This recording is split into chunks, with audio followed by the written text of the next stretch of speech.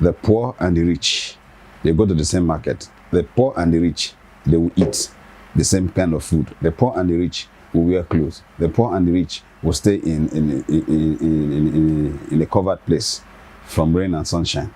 So the moment they are unable to get this,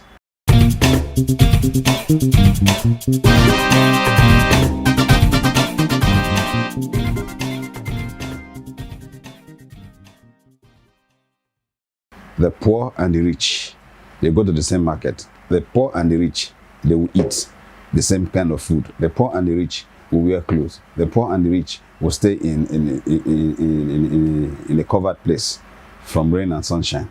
So the moment they are unable to get this, definitely water will always find its level. That is the cause of the crime. And then I did say it's leadership. They now come to political aspect of it, which is also boils down to leadership. Now, the political actors don't have a genuine interest in their country. Everybody is thinking about themselves. Because if you're not thinking about yourself, why would you be able to open your eyes and see people being killed and you do nothing about it? All you do is ensure that you are safe. It's appalling that we have a government that is headed by an ex-military man who should understand the nitty-gritty of taking care of security. But this is not happening. So what do we do? If it was a civilian that was there, it would have been simple to say, oh, it's because they don't understand the nitty-gritty of war or fighting crime and all that. But now we have somebody who has been there for quite a long time. And we have somebody who's there, who saw how it was and says, I can take care of it. I will say, okay, fine. Since this man cannot take care of it, please excuse us, let this man come. And then when you come, you're even worse than the person that was there. So it boils down to leadership. Thank you very much, sir. So I think you are very close to answering my next question, which is how will you assess the performance of the president as regards to insecurity? Well, it's a sore thumb that anybody can see.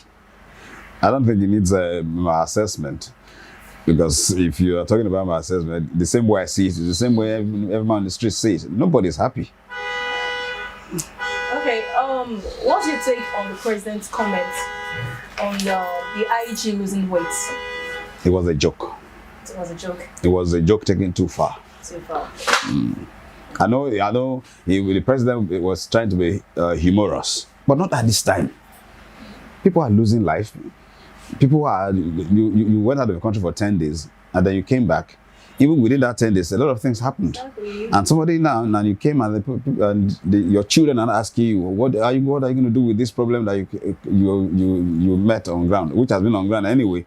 And the next thing you say, oh, the IG is working, and the evidence to show that it's working is because he's losing weight. I know he didn't mean it, but you need to, as a public person, you need to look at the environment, look at the atmosphere before you utter any statement. Trump will do that, all right, and we will castigate him. But what of our old man? The kind of environment that we are, the environment is too tense for that kind of joke. So I just think that the president should apologize. Exactly. And tell the people that, oh, I'm sorry, I was joking about it. I think it was a joke that went sour.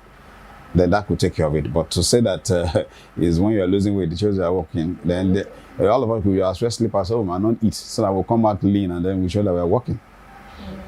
All right, sir. Considering the ritual-like killing by crime perpetrators by men in the National Police Force. And so the impression that the police has right from the outset is that this citizen must be suppressed. So now that it has become like, I think the police need a total overhaul and total reorientation. And one of the best way to orientate the police is there should be severe consequences for breaching the line.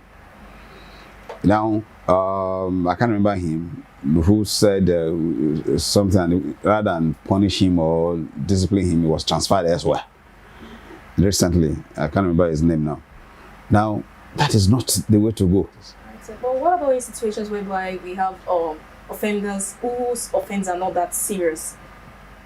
what kind of treatment do you think should be melted out to them? Because these police people, I don't think they understand the gravity of what they are doing. There are some offenders that their offenses are not as grave as some others. Yes. So what kind of punishment do you think should be melted out to them? No, it's not about what I think. The laws are there.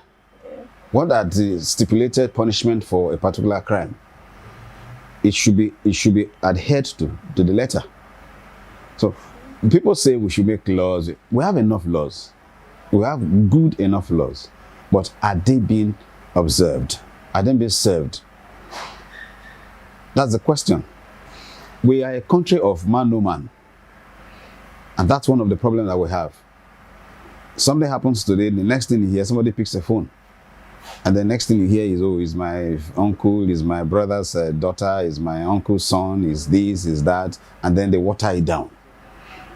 But if the government or the executors of the law does not understand brotherhood, then we are heading somewhere. So it's not what I suggest, but the law is there. It should be applied to the letter. All right, sir. So far so good. Do you think the IG is the best man for the job so far? Well, it's Nigeria. We talk about body language.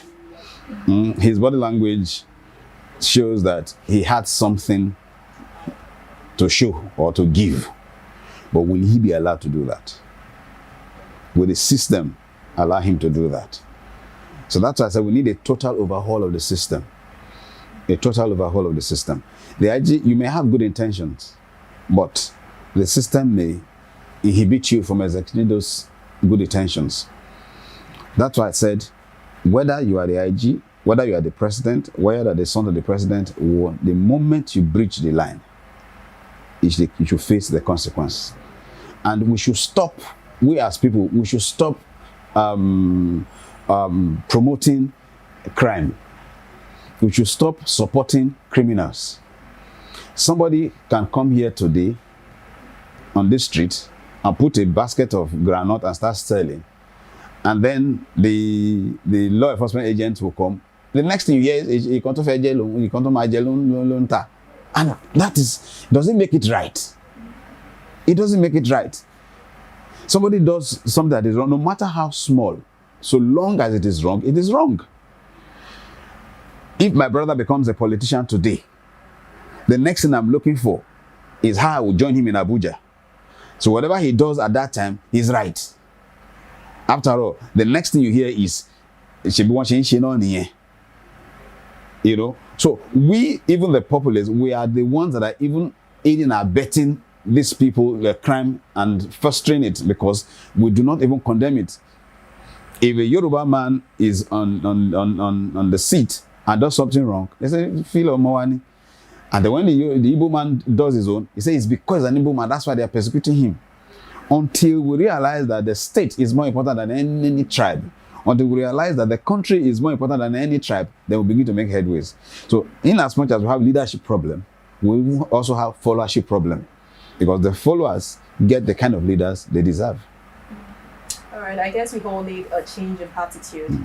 Okay, moving on to my next question, sir. Of recent, SaharaTV was out on the streets to sample people's opinion on the issue of insecurity, and most of them came to the conclusion that the president is to blame because he does not really have the interest of the citizens at heart. So, what's your own take about that? You know, from the beginning, I said leadership. Yeah. But you can't lay it on the president's table alone. I think they were saying something about the president not taking actions. Yes, I agree completely, because the box rises and falls on the president's table. If I was the president, as we speak, all the service chiefs would have been in jail. Number one, the service chiefs, the police chiefs, all of them should have been in jail. Number one. Number two, any state governor that there's anything that has to do with kidnapping, crime reported, your allocation for the month is withheld. What are they doing with the security vote? So if I was the president, that's what I would do. Any state that I hear of crime, especially violent crimes, kidnapping and the likes, your allocation is withheld. I know the Constitution, then all the lawyers will now come out. This is what we are saying. The lawyers will now come out and say the president has no right. Forget what look, a drastic situation requires a drastic solution. These governors, they understand these things. These service chiefs, they know what this thing is all about. But they will not take a step to do it because it's going to touch on some of their personal interest. And so, when the politicians go to vote, it's only they and their wives. You never see their children voting. When there's a protest, you never see their children protesting. Why? Because they understand the danger in that. They could get killed. So they know that these things can harm them. So they keep what belongs to them away. So if I was the president, any state that violence is recorded, your monthly allocations will be withheld. And once you do that, everybody will sit up. The service chiefs, everybody, I will retire them. And the ones that will retire, not just retire and go to sleep, retire and investigate. You need to be hard on these people. It's fine, we are doing democracy. But the kind of democracy that other Western countries practice is based on a system that is on ground. We don't have the kind of system they have. So we can't operate the same kind of democracy that theirs. They have rules. America has standing rules for over 200 years. And then you are 50 years, you want to operate the same. It can't work. There's no plug and play democracy. So we should do our democracy as it suits our own environment. And with that, we will make progress. The president should sit up. The president should sit up by ensuring that all the service chiefs that have failed in their responsibilities, all the ministers that have failed in their responsibilities are called to answer questions. And once that happens, whoever is put there again will understand that this man does not take nonsense. He's not a civilian. You can imagine when President Buhari came, what happened? There was light everywhere. People were going to work as early as possible because of his pedigree during the time of war against indiscipline when he was a military man. The moment they studied him for 1 month, 2 months, I said, okay, this one is like us too. Everybody started coming out. Even Obaniko, who was accused then, was out of the country. Then when it's discovered that, okay, I think this man is not as tough as we thought, everybody started coming back. And then he came back and then joined APC and then his sins are forgiven. That is not to be. Whether you are APC, whether you are PDP, the state comes first. And that is what the president is not doing. So for me, all the service chiefs who have been there for quite some time, especially now that it's insecurity everywhere, they should leave and investigate them and prosecute them. Then every other person will sit tight. Even you and I, who are not in this state, will know that, okay, this government is not a government of nonsense.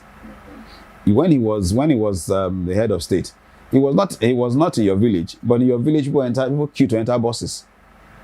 It was not in my village. We in the supermarket you queue. Nobody shunned. But these days, it's no more like that. So is boiled down again to what I said from the beginning, is a leadership issue. Once the leader's head is properly squared to his shoulder, every other person will sit straight. So leadership issue, it says. Okay, so what's your opinion on the NSAS saga? NSAS. Well, whether you end SARS, you don't end SARS.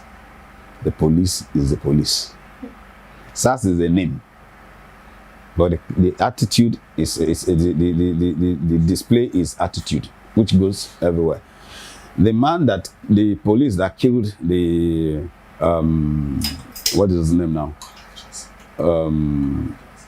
No, not Kayode Johnson. The traffic warden that killed the civil defense man in Abuja. Is he a SARS man? It's not SARS. So it's an attitudinal thing. SARS just happened to be in the forefront. So whatever you do to SARS, do to the other policemen. I know SARS have their own issues because they are in the front line. They see these things happen. They see 419, they see Yahoo Yahoo, they see all that, and they exhibit more of the bragandry because of their peculiar nature. But it does not start and end with them. So we can say yes, end SARS because they deal directly with the people. But that is not to say remove SARS, then the police brutality has stopped. No, it hasn't. So SARS is just one of them, or one of the avenues with which they show their brutality. But an average Nigerian policeman is against the man on the street. All right, sir. So apart from a change in leadership and the need for fellowships to have a change of mind, what solutions do you think can be preferred to put an end to insecurity? That is a tough one. That's a tough one. But now it is not electric switch that you just go and switch off and say, okay, it has ended. It has to be a systematic approach. First and foremost, the graduates of today, do they have jobs? Number one.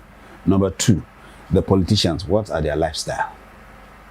I don't have food to eat.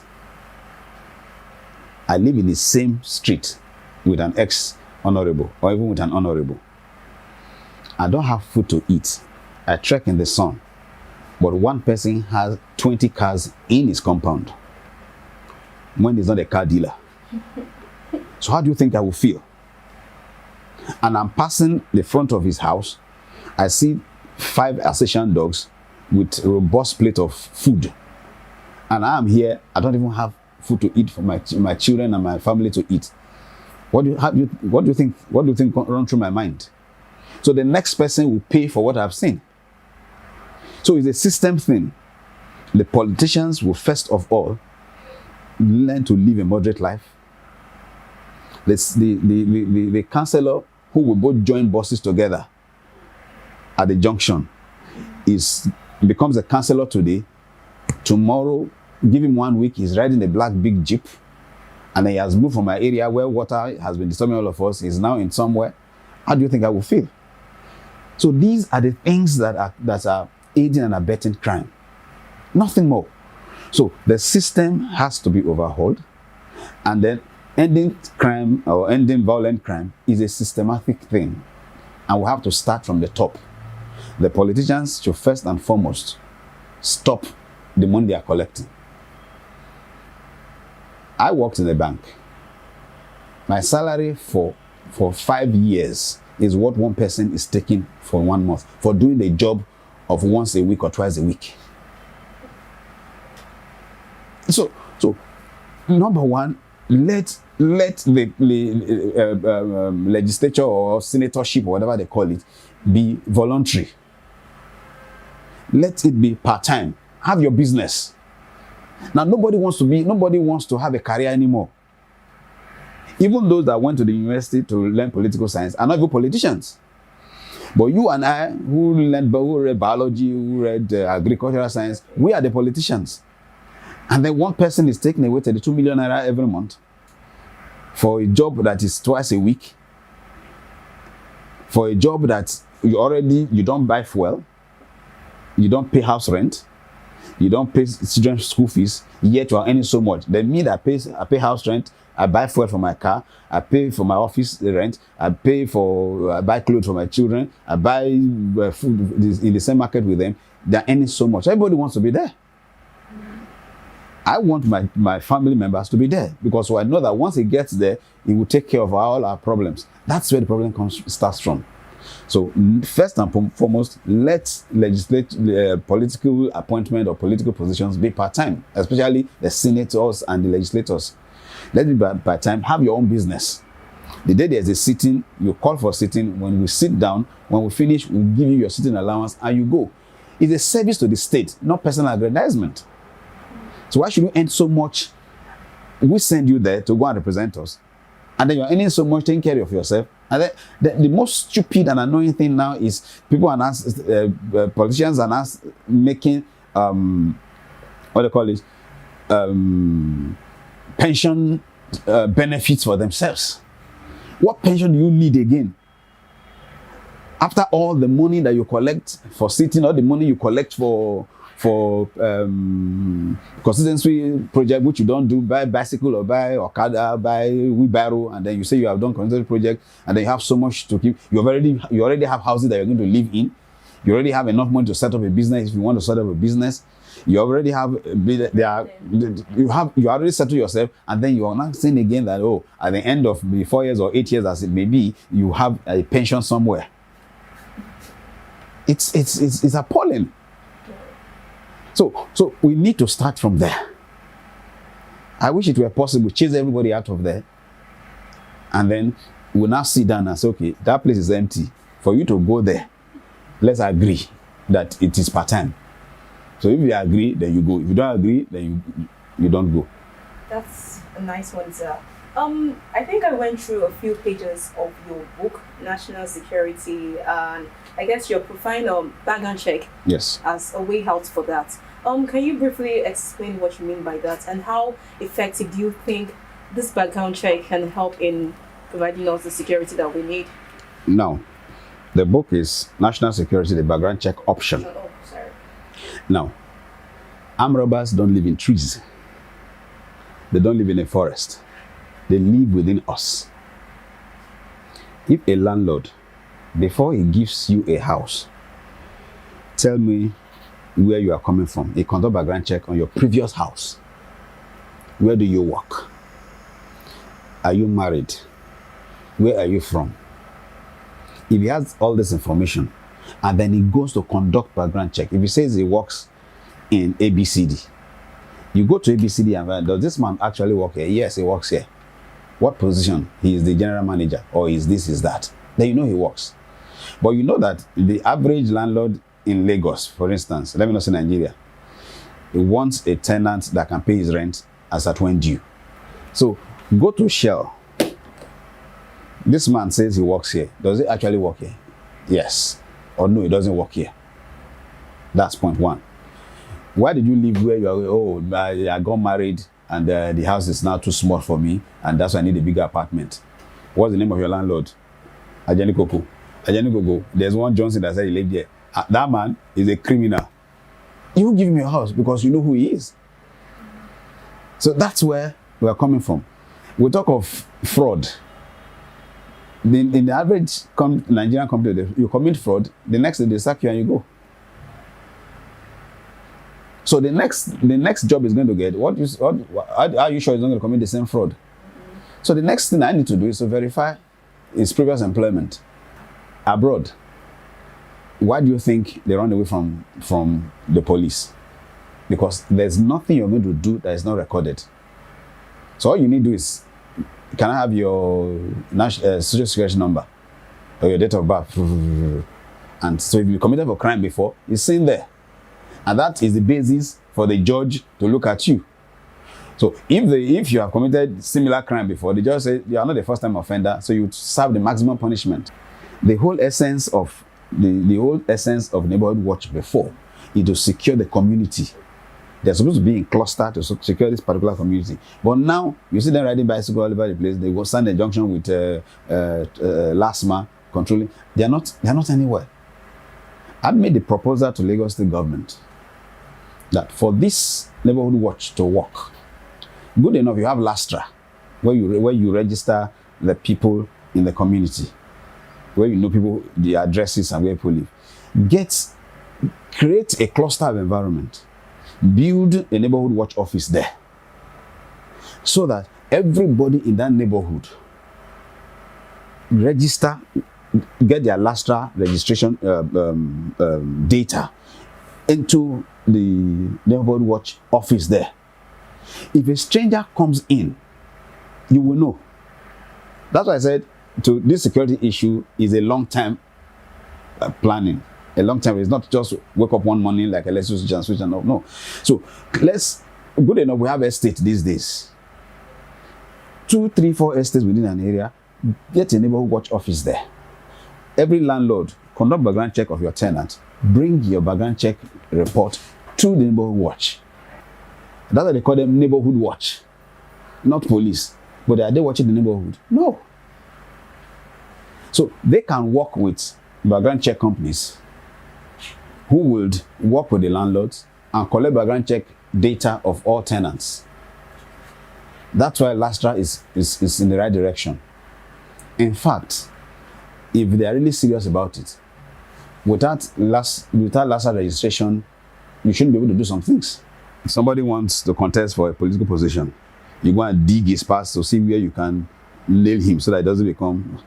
So the objective is not because of you and I, it's because of themselves. Now, a case in point, which I mentioned in the book, a driver that is driving a minister does not have a driver's license.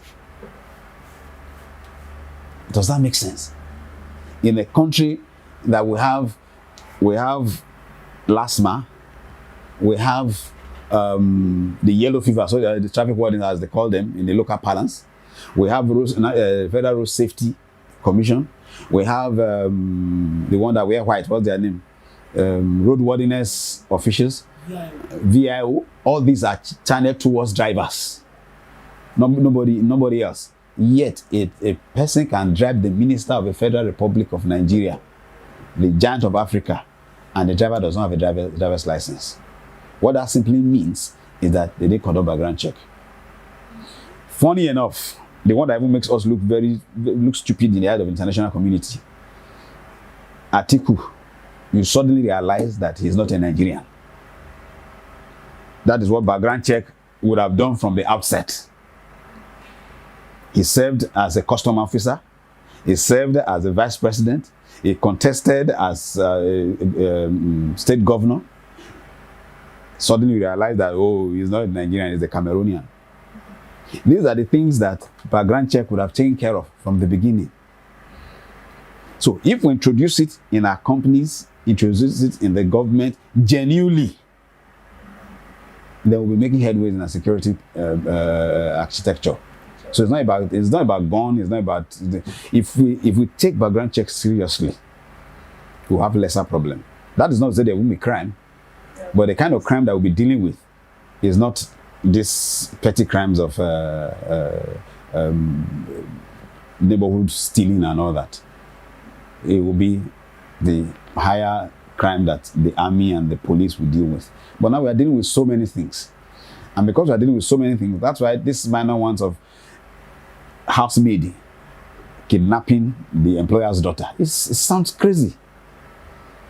Because it's not our culture. Somebody comes and say, I'm looking for housemaid. They say, there's one Cotonou man in my area. They can give you, oh my, they're nice, gone. And then you go and bring him, somebody from nowhere. And then you put him in the charge of your children.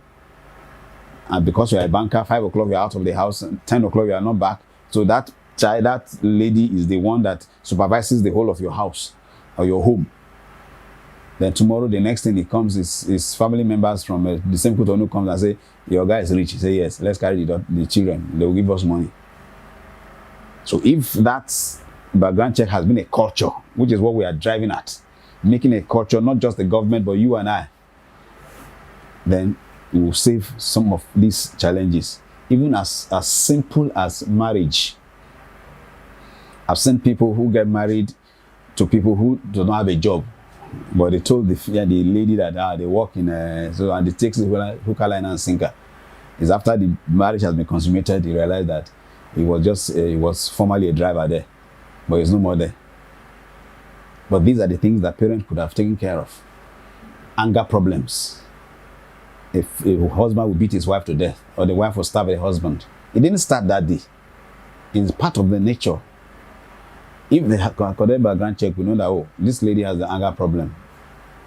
But we need to deal with it. That is not to say you will marry her. That is not to say you will marry him. But at least you know what you're up against. So background check will give us information to take informed decisions. All right, so thank you very much, sir. And I hope the solutions you've preferred will be very effective, maybe in 10 years to come, or 20 years to come. If we start now.